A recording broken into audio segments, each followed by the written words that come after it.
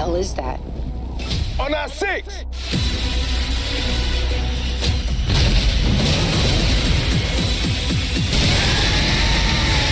What's up, everybody? Welcome back to the Film Archives. Thank you for joining me. Today, we're diving into Monster Hunter, a film where giant monsters roam freely, physics don't exist, and no one asked how Ron Perlman's wig is holding up. Directed by Paul W.S. Anderson, aka Mr. Video Game Movies Are My Personality, and as always, starring his real-life partner in crime and wife, Milla Jovovich, because nepotism never goes out of style. So, let's get into it, and spoiler alert, it's a messy one. We kick things off in the New World, where we meet Tony Jaa's Hunter, a man so stoic that he makes even rocks look chatty. His strategy seems to be stab first, ask questions later. Tony spends approximately half of the movie somersaulting over monsters, and the other half silently judging everyone. It's like he's on a solo episode of Survivor, but with a lot more sword wielding and significantly fewer social skills. Back on Earth, we meet Captain Natalie Artemis, played by Milla Jovovich.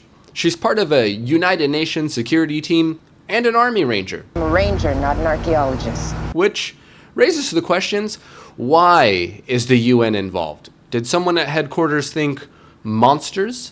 Send a small, heavily armored squad with no backup. This will go great. Milla's character spends most of the movie realizing bullets are about as effective against monsters as throwing marshmallows at a brick wall. Fall back! Run for cover! As well as being possibly even more cringe than she was in the Resident Evil series. The typical, I'm a badass and nothing can hurt me because my husband is the director. So don't worry, Artemis is more than prepared to defy logic, physics, and the laws of military protocol. We salute you, Captain Plot Armor. We salute you. Artemis and her team are looking for her lost Bravo squad and wind up going through an electric storm that somehow magically teleports them into the new world. It's amazing. It's amazing. Truly amazing, amazing, amazing. We then see Artemis and her team end up in a cave full of giant mutant spiders, because when you see a creepy dark cave, the logical thing to do is to walk straight into it, right? Right. Wrong. But that's what Milla does, because, she has so much plot immunity, it doesn't really matter what she does. The spiders quickly take out her entire team, faster than you can even say underdeveloped side characters. But don't worry, Artemis survives. Why? Because she's Milla Jovovich, and this is her husband's movie. The contract says she doesn't die. What we do best, we fight and we survive. After losing her entire team and escaping the spiders, Artemis then bumps into Tony Jaa's character, the Hunter. They start fighting immediately, because what better way to bond than trying to kill each other? Tony Jaa, bless his heart, he spends half of the fight flipping through the air like gravity just doesn't apply to him. Milla, meanwhile, looks like she's thinking, I survived Resident Evil. You think this is how I die? You think this is how I go out? Eventually, they decide to call a truce and even team up, bonding over chocolate. Chocolate. Chocolate. Yeah, chocolate. Which is a classic. We then cue the most awkward buddy cop montage ever made. Truly impressive stuff, Mr. Paul W.S. Anderson. Truly impressive. The duo then decide to take down a monster known as the Diablos, the monster that's been casually ruining everyone's lives. The plan? Use the spider venom to poison it, which is a decent plan. After some very dramatic CGI chaos, the duo manages to finally take the Diablos down. Milla, of course, delivering the final blow, while Tony Jaa takes a pretty well-deserved nap. Because let's face it, flipping around with a sword the size of a surfboard is truly exhausting stuff.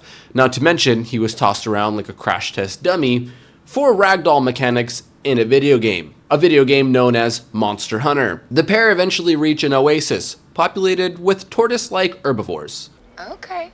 Okay, they eat grass. However, a Rathalos, a fire-breathing wyvern, aka dragon, flies by and causes all of the turtles to stampede. Artemis and the hunter are rescued by a group led by the Admiral.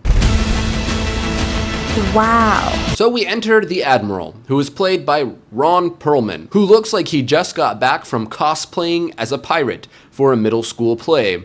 His wig is so glorious, it might actually be a sentient character. Just take a look at this. You don't have cats in your world?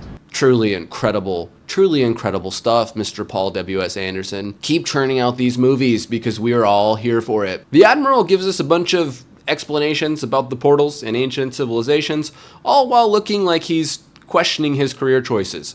Seriously, I think Ron Perlman's biggest acting challenge here might have been keeping a straight face. Don't thank me yet. The Admiral, who for some reason knows how to speak English and explains to Mila Jovovich's character that the Sky Tower was the cause of her teleportation and was built by the first civilization ever known to travel between the New World and Earth. However, the first civilization uses monsters to protect it. Artemis then agrees to help them kill the Rathalos so she can use the Sky Tower to return home. A Rathalos is a monster that is almost impossible to kill, and their only weakness is just before they're about to use their flame breath jutsu. Fire style dragon flame jutsu! So, it's not good. In the ensuing battle with the Rathalos, Artemis falls through a portal, returning her to Earth. The portal does not close in time, and the Rathalos emerges and begins to wreak havoc. It's incredible stuff. It's decided that Earth looks like a fun vacation spot. However, Artemis, being the main character and the director's wife, is able to slow it down long enough. Oh shit, not good.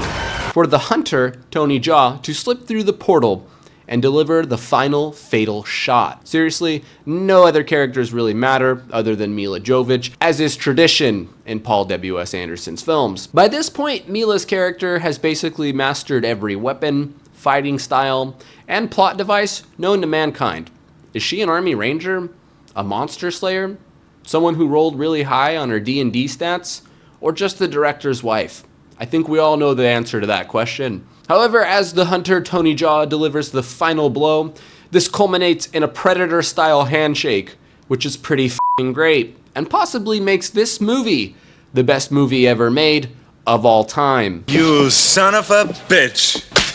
It's incredible stuff. Thank you again, Mr. Paul W.S. Anderson. We truly appreciate your work. You keep making them, we'll keep watching them. After the battle, the Admiral appears. Ron Perlman approaches Artemis, and just before the appearance of another flying monster, which is in the game a dragon known as Gore Magala, he notes that as long as the portal remains open, connecting their two worlds, there will always be the threat that monsters will pass through into Earth. And we don't need monsters in the Earth realm. Artemis concludes that finding a way to take down the Sky Tower is now their primary objective. And we see the Hunter, the Admiral, and Artemis all go into battle against a new, unknown, and very scary threat and monster. Of course, we end on a cliffhanger. We see the Admiral's sword-wielding cat companion, known as a Palico, show up to help them fight the new monster. Because why not? Why not? Meanwhile, during the mid-credits scene, we see a mysterious cloaked figure ominously watching from the tower. Are they the next villain? Or maybe it's just someone who wandered into the wrong set. Who knows? So, is Monster Hunter worth watching? I mean, it's very mid. It's big, it's dumb, but it's kind of fun if you just want to turn your brain off and embrace the chaos. Had some great moments that were inspired directly from the Monster Hunter video game, and some really great sets and really good locations. But it's definitely nothing to write home about. Basically think Resident Evil meets the off-brand Godzilla, and you have the Monster Hunter movie. But let me know your thoughts down below in the comments. Were you here for the monsters and the Monster Hunter series, or are you just here for Ron Perlman's wig? Let's just get another look at that thing. Truly incredible stuff. Thank you, Paul W.S. Anderson. Thank you. I can now die happy. Okay, if you like what you saw, make sure to leave the video a like. If you disliked it, leave it a dislike. Subscribe and hit that notification bell because I upload new videos just like this every single week.